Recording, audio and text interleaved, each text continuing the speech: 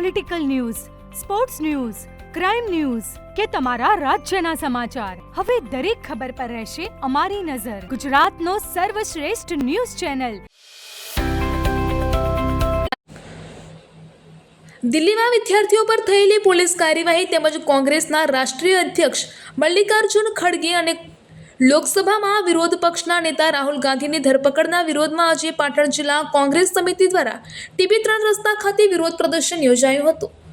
ગુજરાત પ્રદેશ કોંગ્રેસ પ્રમુખ અમિત ચાવડાની સૂચના મુજબ આયોજિત આ કાર્યક્રમ દરમિયાન પોલીસ દ્વારા સમગ્ર ટીબી 3 રસ્તા વિસ્તારમાં ચુસ્ત પોલીસ બંદોબસ્ત ગોઠવવામાં આવ્યો હતો. આ વિરોધ પ્રદર્શન દરમિયાન કોંગ્રેસના કાર્યકરો નવજીવન ચોકડી પાસે એકત્રિત થઈ ચક્કાજામ કર્યો હતો, જેના કારણે કેટલાક સમય માટે ટ્રાફિક વ્યવસ્થા ખોરવાઈ હતી. આ પ્રદર્શન દરમિયાન કાર્યકરોએ કેન્દ્રીય શિક્ષણ પ્રધાન ધર્મેન્દ્ર પ્રધાનનું પૂતળું દહન કર્યું હતું. આ દરમિયાન પોલીસ અને કોંગ્રેસના કાર્યકરો વચ્ચે ધક્કામુક્કી અને ઝપાઝપીના દ્રશ્યો સર્જાયા હતા. પરિસ્થિતિને કાબૂમાં લેવા પોલીસે અનેક કાર્યકરોને ડિટેઇન કરી અટકાયતમાં લીધા હતા. આ પ્રસંગે પાટણ જિલ્લા કોંગ્રેસ પ્રમુખ ગેમરભાઈ દેસાઈએ સરકારની કાર્યવાહીનો વિરોધ કરતા જણાવ્યું હતું કે વિદ્યાર્થીઓની માંગણીઓને દબાવવાના પ્રયાસો લોકશાહી માટે યોગ્ય નથી. તેમણે ચેતવણી આપી હતી કે જો કોંગ્રેસના કાર્યકરો સામે આવી જ કાર્યવાહી ચાલુ રહેશે તો આગામી સમયમાં વધુ ઉગ્ર આંદોલન કરવામાં આવશે. રિપોર્ટર કમલેશ પટેલ સાથે જયકિશન પટેલ, ચાણસ્મા.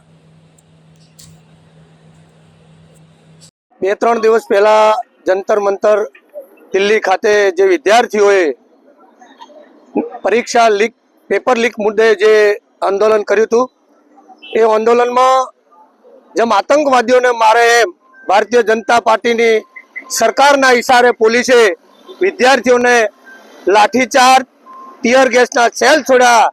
એનાથી વધારે જેમ આતંકવાદીઓને આપે એમ એ રીતે ઇલેક્ટ્રિક શોર્ટ વિદ્યાર્થીઓને આપ્યા, એ અમારા લોકસભાના વિપક્ષ નેતા રાહુલજીને સહન ના થતા રાહુલજી પણ કાલે પીએમ હાઉસ ખાતે ધરણા પર બેસી ગયા હતા, વિદ્યાર્થીઓના સમર્થનમાં ગયા હતા.